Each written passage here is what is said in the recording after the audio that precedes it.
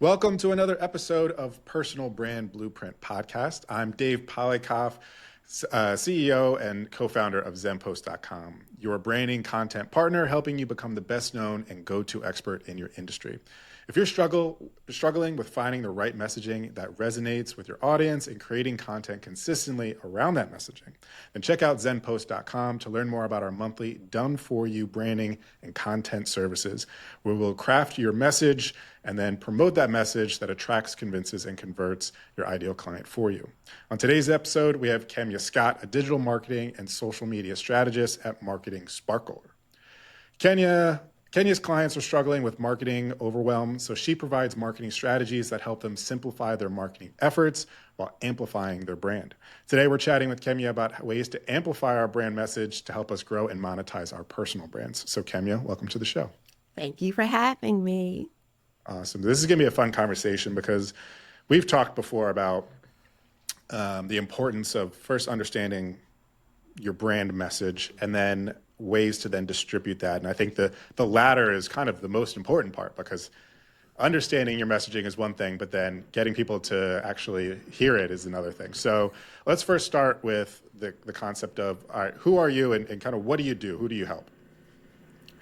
I help speakers, authors, coaches, and consultants amplify their message and amplify their brand through different marketing channels. So I am a marketer by trade. You don't get that very often, but I actually went to school for marketing. So I've done pretty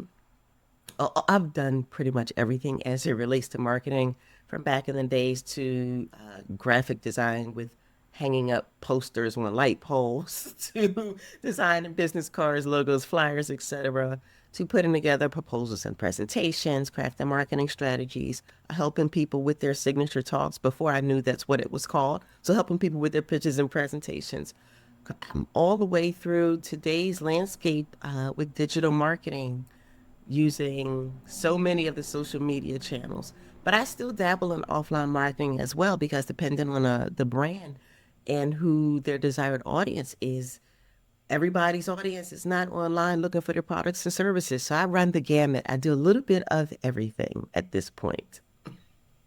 Love it. And who would you say is kind of like your ideal client? I know a lot of people could use this service, but like who's like the ideal person that would get the most benefit from your service? Typically, it's a business coach or a business consultant who has a certain type of content. I typically work with thought leaders, although I have literally worked with some of everyone, but typically thought leaders who are on the speaking circuit.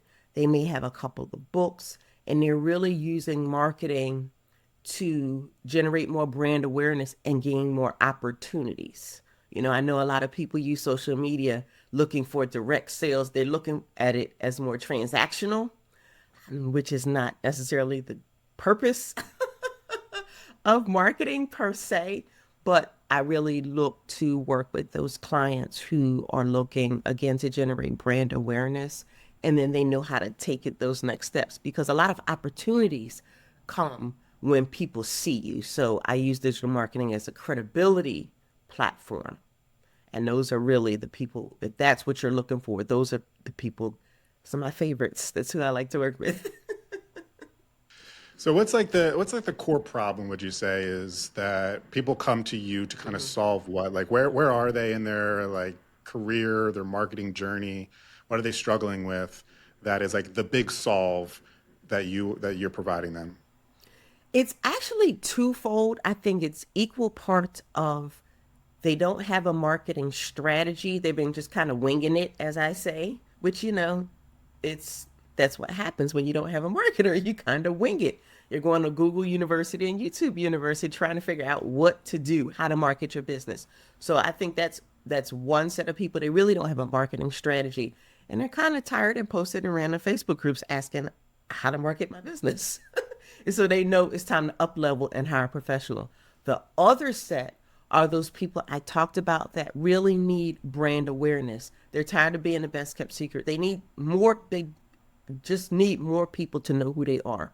Both sides are typically service based. That's typically who I work with. But that's really it. So marketing strategy and brand awareness. And I think you kind of alluded to this a little bit earlier, but like, how did you get into this industry? You know, what was kind of like the catalyst that sparked you into being able to provide this service for clients? Well, I liked marketing and branding before I knew what it was. So I always liked logos and graphic design, color theory, and why certain things were a certain color. I loved fashion and entertainment. And so when it was time to pick a major in school, I'm definitely a business student. Like there's no question about that. I've always been that way. But when it came time to pick a major, I literally looked at all of the majors and kind of put together this is the one that I like. And so I started my corporate career in merchandising, in stores, so it really just progressed from there. I got deeper and deeper into it, and I worked for architects, engineers, interior designers in their business development. But I also put together the proposals and presentations for them to bid on contracts. So I'm that notorious PowerPoint person that's been using PowerPoint since forever, and people like, oh, death of PowerPoint. I'm like, never, never death of PowerPoint. I'm that person. But that's literally what I did. And so I did things on the side as well. I designed, my own business cards as a student. I taught people how to graphic design, and it just progressed from there. And then when you know marketing and people recognize you know marketing, what do? They ask you to market their stuff. And so people would just randomly ask me, hey, wait a minute, you sound pretty good at that. And so I would just have side hustles, as we call them today, helping people market their events. A lot of times I was working on events, and then it just progressed from there. Even in my corporate career, when I didn't have technically a marketing job, once a person realized that my strength is in marketing, they said, wait a minute, well, you can come over and do some of this and some of that and some of this. And that's really how it just progressed. And then when the digital landscape came about, I came to it apprehensive, as probably most were. I say kicking and screaming, but I'll use a professional term, apprehensive. But once I got into content creation, blogging, landed on the social media platforms, I've been here ever since. And I've worked on, tons of different events, side hustle projects, one-time projects, and then working long-term with clients. So it really is a continuation. I look at using Canva today as a 30-year journey of designing on what was Aldis PageMaker before InDesign. It's literally the same thing. It's just a different tool, different platform. And so you mentioned a few things there about how you kind of grew your business. What's kind of like one marketing strategy that you think is like a key marketing strategy that helped you grow your personal brand? Speaking, doing what I'm doing now. Because it's one thing I'm a writer who doesn't call herself a writer. It's one thing to put words to paper or screen. It's another thing for someone to hear your voice, to feel your energy. My energy does come across when I write. I have had people say that, but to hear me speaking, to engage with me, of course, speaking is the fastest way to build know, like, and trust, because people can listen to you for 15, 20 minutes and feel like they know you. So I would say after all of these years speaking, which I've always done without even calling myself a speaker. When you do things, you don't call yourself that, you just do them. That's me. So I really have to think about things that I've done because I've always done them. But speaking my literally entire life, I could call myself a speaker since I was about 5, literally. Jeez. So we want to talk about kind of amplifying your message today. Mm-hmm. In this kind of like the 2024 going into 2025, what are some of the top channels that you would advise clients that they need to be on if they really want to be amplifying their message? One, they need to be booking podcast interviews. I tell everyone that it is the easiest way to speak. I mean, it just really is. From there, I would say a YouTube channel is paramount. Notice I said YouTube, I didn't say video, I said YouTube. Again, related to that speaking. But between podcasts and videos, then your next platform can be related to the products and services that you offer, where your audience is, what that demographic looks like. But those two platforms, I would tell anybody with any business anywhere, podcast appearances and or speaking from the stage, but really podcast appearances as it relates to digital marketing, and YouTube, because YouTube is a search engine. And what a lot of people don't realize, which I know you realized it, is that when you speak, you if you're recorded, you can repurpose things so much easier. And so I am an efficient marketer and business owner. you know, I'm a blogger because I'm a writer. I love to blog, I love to write.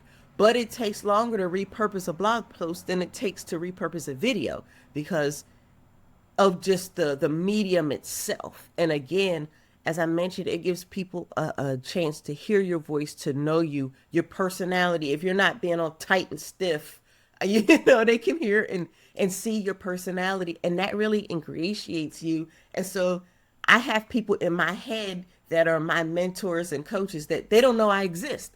But when you binge, I think we all do. When you binge watch people, when you binge listen to people, it's different than binge reading people, reading their stuff. So definitely podcast interviews and YouTube. And when we're creating this video content, what are some of the, I guess, topics or strategies that we want to be thinking about in terms of like what content should we actually be creating and talking about? The one thing to remember is not about you as the business owner. I have to remind myself of these things. So I share them with you. But, content such as your frequently asked questions. Everybody can start with the basics. What are your frequently asked questions? Make individual videos for each of those frequently asked questions. I tell people write down 5 to 10 FAQs that you get over and over again. And if you're new to business, what are you seeing other people ask other people? What are people asking in forums and groups? Those kind of things. But frequently asked questions. And again, make those individual videos. The next set, so that's probably about 10 videos. The next set of videos could be about your service, but really what it's like to work with you. So I could say I'm a social media manager and drone on and on and on about what that means. But it's more helpful for someone looking for me and looking to hire me to say what a day in the life of a social media manager is, or what it's like to work with me, what specifically I do, not like the Google, what everybody does, but what specifically do I do? Hey, does your social media manager, interview you on video and then repurpose those videos? Or, those types of things. So really giving people a day in the life as well, which is always fun. You won't believe what I spent 3 hours on today, and talk about what you were researching or what rabbit hole you went down with this new platform. Or the admin, I spent 20 minutes renaming files in my downloads folder. Like that kind of stuff, it really resonates with people because one, again, it shows your personality. Two, it shows you're not perfect. It shows that you are doing the other things that client is doing. It makes you relatable, and that's a word that's kicked around a lot. But what relatable means, particularly for me, is showing you that I am going through the same challenges, the same struggles, the same ahas, the same breakthroughs, those types of things. So that's easily another between 5 to 10 videos that you can shoot off the top of your head. And then, the third set is really about what you actually offer and how it helps people, the benefits. So many people, for example, as a social media manager, I could say, okay, well, I'll post on your Facebook page 3 times a week and I'll post on X every day. Nobody wants to hear that. That is not a benefit. What's the benefit of that? I could say the benefit of me posting on your Facebook page 3 times a week is that you'll stay visible in front of your ideal client, your ideal audience, those types of things. So a set of videos about the benefits of what you do. So between those 3 buckets, you could easily have a month's worth of videos. Well, let's talk about that. So, in terms of frequency, obviously different channels require some different things like podcasting and versus maybe just a social, like a LinkedIn Mm-hmm. account or something. So Mm-hmm. what's kind of like the frequency that you advise in terms of, let's say, like social media? How often should we be posting in different forms of content? How often? As much as you can won't hurt. And I say that because nobody can post all day every day. So as much as you can, usually if you think you're posting enough, probably double it, no matter what it is. But really, it depends on the platform. You have to remember that out of sight is out of mind. And so if you post once a week on a social media platform, no social media platform is going to work for you if you're only posting once a week. I'm talking LinkedIn, Facebook, X, Alignable, Pinterest, the basics, right? So you want to post. I like posting 3 times a week. The reason I say 3 times a week is because it's every other day. It just makes it easy.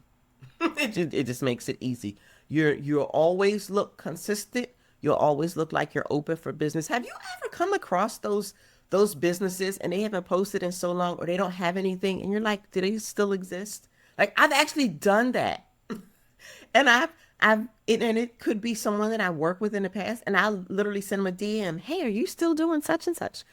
I'm not the only one that does that. So I like a frequency of 3 times a week, just because it's every other day, and that's easy to comprehend. It doesn't have to be complicated. You don't have to post every day, all day. You did not get in business to post on social media all day, no matter what you do. But every other day is like a basic frequency that I think everybody can adhere to. When it comes to creating content, scheduling content, just like your content toolkit, what are some of the tools that you're using or you advise clients to use to help them kind of manage their content creation and promotion and publishing? Yeah, so I just tell people what I use. So I told you I'm the PowerPoint fanatic. So I create a ton of stuff in PowerPoint graphics that because I've been using it so long. Most people are like, "What?" But I use PowerPoint, I use Canva, and for graphic design, things like that. I like different apps for photo editing. Snapseed is one of my favorite editors for photo editing on the phone. I like using Opus Clips for cutting clips. I like using Big View in video for video editing, as I call it. I'm not a video editor, but video editing, creating clips. I use Social Pilot for social media scheduling. It's one of the lesser known ones. It's my absolute favorite. I've been a customer for so long. I can't tell you how long I've been a customer. I also use Promo Republic as a backup for scheduling. And then I use the native schedulers in LinkedIn, Facebook, or Meta. So I use the native scheduler for Facebook and Instagram. And LinkedIn, I use the native schedulers as well as a scheduler. It totally just depends on who I'm scheduling for. Like if it's a client, I use the native scheduler. If it's me, I'm uploading and bulk uploading so much. A lot of times I just use Social Pilot. But those are my go-tos, the basics. You don't have to overcomplicate things. I know there are tons of tools, and each one is a little bit different.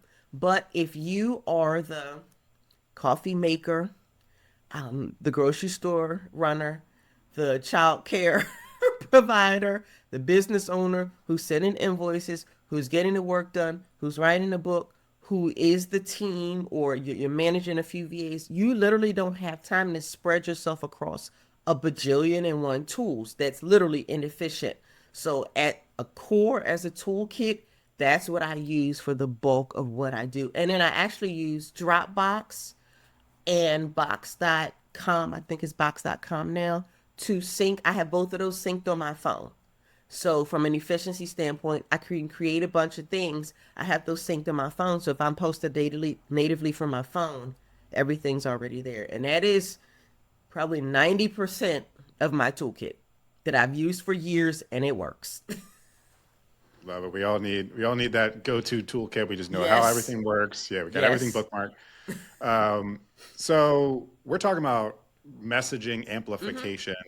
But what's like the step before this that we need to make sure we have prepared? Like before someone starts to try to promote a message or Mm-hmm. work with you to help them Mm-hmm. promote their message, what should they have in place first? They should know who they're trying to talk to, and they need to have an offer. It sounds very obvious, but it's not. So at least have an idea of who you're trying to talk to. Now, I'm not saying an idea the way a marketer would with pages of demographics and psychographics and we've done all this research. We know where they like to vacation and we know what they like to read.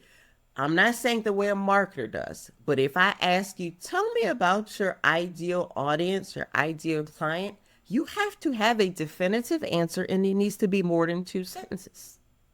Because how are we to craft messaging if I don't know who we're talking to? That's a big deal. We kind of need to know who we're talking to because otherwise we are making generalized messaging. And as the marketing cliche is, if you're talking to everyone, who are you talking to, Dave? No one. No one. No one. Right? So those are the two things. Help me out. Let me know who we're talking to or who you want to talk to. Even if you're not sure if that's your ideal audience, show me that you've done some research, that you thought about it, and then what is your offer? Now, a lot of people come to me to help create their offers, which is fine. But as it relates to messaging, we have to get that part figured out, those two things figured out before we can even think about where you're going, how you're getting there, and what you're talking about. So those are the two things I would say. And then, so walk us through, you kind of started to touch on it then. If someone did want to work with someone like you Mm-hmm. to help establish their messaging and then amplify that messaging, what would a process look like from soup to nuts? They contact you, what's kind of that initial consultation all the way through like what's an average day or a Mm-hmm. month look like with you and a client? Okay, so people contact me and I tell them when you contact me, I'm going to peel all the layers back. So I'm going to, even in a contact form, you fill one out, I check you out. I'm literally going to say, okay, tell me what you're working on. Do you have some napkin notes? Do you have some random scribbles? Send it to me. The reason I say that is because I used to use like different questionnaires and things to ask people a lot about their business, and they would try to be so formal that they wouldn't tell me anything. They would be very formal and proper. And I'm like, okay, this is cute, but I don't know what this means. This is not going to work. I know you got some scribbles. I know you got some random word documents that make no sense. That's what I want to see. Tell me, get it out of your head. That's the part that I need to see before I ever talk to you so I can get like a frame of reference. Where are we going with this? Because a lot of times I can't get a frame of reference from people's social media because, again, they're being very tight and trying to be formal and proper. But as a marketer, I got to dig deeper. So I really look at what people are working with now, what they've done in the past, what they want to do. I ask people a lot about in your perfect world, tell me what your business is, what your business looks like, who you're working with, because people oftentimes put limiters on themselves. And so I ask that question to take the limiters off. And I require an answer to that question. Because if you put limiters on, that limits where I'm going with you. That limits my thought process with you. If you tell me in your perfect world, this is who you want to work with, my next question is, and why are we not doing that yet? Or can we just go to that? Can we do the perfect world and skip this middle? Because the middle is a lot of detail and minutia that is not necessarily the trail that we have to follow. A lot of people make misconceptions looking at other people's journeys. So that's really where I start is what's your ideal. From there, we are those two things I talked about. Figuring out, okay, who do you want to work with? What have you done to try to reach them in the past? I always look at where you've been to help us figure out where you're going. I look at what are your offers, and then I dig into what your messaging has already been. Have you run any ads? Have you posted on social media? What resonates? Did something go viral? Did something get a lot of engagements? Is everything falling flat? And then from there, if we're crafting messaging, it really is a series of probing from me, asking specific questions, and it may take a couple of rounds of me asking specific questions, putting things together, figuring out the language that you use to reach your audience. And then I look at what language the audience uses to reach you, because oftentimes those are two different sets of words. There's two different completely sets of language. And then I have to figure out how to merge those things so that the client is comfortable with the messaging. It can easily roll off their tongue with practice, and they're not scared to use it. It has to feel right for them. It has to fit their personality, those types of things. So we do probing into the person's personality. Some people are very formal, they're very rigid, they know it, I know it, it's okay. Some people are very loose, they're fun, they use humor, they use controversy. Those things matter, because as I'm crafting messaging, whether it's messaging for social media, whether it's messaging for their website, whether it's messaging for their sizzle reel, for their highlights, for their videos, I have to know the person that I'm working with, and that person can evolve over time. But that's really, messaging is about probing into who the service provider is and how they can help the client. But it's also looking at crafting language that lands with their ideal audience, because you have to speak in your audience's language. And that means, above all else, no jargon. We eliminate all jargon. Anyone that's using messaging with jargon, unless you are targeting jargon related colleagues and professionals, like a marketer targeting a marketer, jargon does not land. And so that's one of the biggest things I have to get clients to stop doing, is using jargon and language that nobody but them knows. And one more thing, as it relates to messaging, I have to work with clients to get rid of the cute. Nobody understands cute, fluffy, flowery language. I need to know who you are and what you do.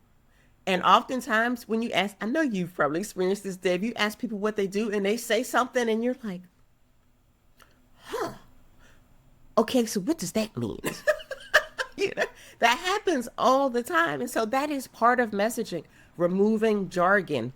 And a lot of times jargon is permeates through everything, through their sales pages, even through if they have like electronic brochures, if they're sending pitches out, jargon is everywhere, because messaging is everywhere. Messaging is content, and your messaging is literally everywhere. It includes your email signature, your website, your social media, your pitches, your presentations, how you work with clients, what's in your offer. All of that is technically messaging.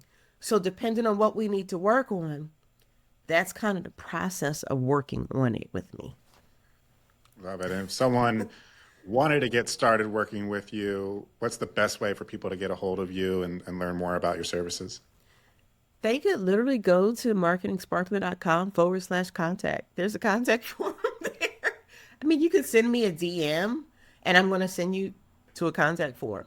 The reason I'm going to send you to a contact form is because, as I said, I am efficient. I'm about productivity and efficiency, and I can't capture your our DM conversation in a format that I need to do my own due diligence. Because what you don't want to happen, you don't want to get on the phone with me and we waste 20 minutes on things that I could have learned on my own. I do not like wasting people's time. I mean, so that's why I have forms for things. It's not a long form, but I need to know who you are and what you're about and check you out. See, depending on what you said you want, oftentimes people say what they're looking for from me. We get in a conversation and it turns into something different because you need a few steps before the thing that you think you want from me, which is why I have a contact form. So I can find out all your social media handles. I can check out your website. I can look you up and really get to know you. And I want to feel like I know you before I talk to you, if that makes sense. This way, we're not wasting time, because I like getting to the meat. Like I like getting to where we're trying to go, what you're looking for, and how I can help you. If I can help you, and if I can't help you, I tell you I can't help you, and I think this is the next step you should take. But it really is that simple. marketingsparkler.com/contact. There it is. Make it simple. Make it Yes. simple. Well, that's all today for the Personal Brand Blueprint podcast. A big thank you to Kemya for being on today's episode and walking us through how to amplify our message online. To learn more about how you can become your industry's best known go-to expert for your personal brand, Please subscribe to the Personal Brand Blueprint podcast. Follow me, Dave Polikoff, on LinkedIn, as well as Kemya. And check out zenpost.com for details on how we can work together personally. Links to all three, plus Kemya's links, will be in the show notes below. Thanks, and see you on the next episode of the Personal Brand Blueprint. Thank you.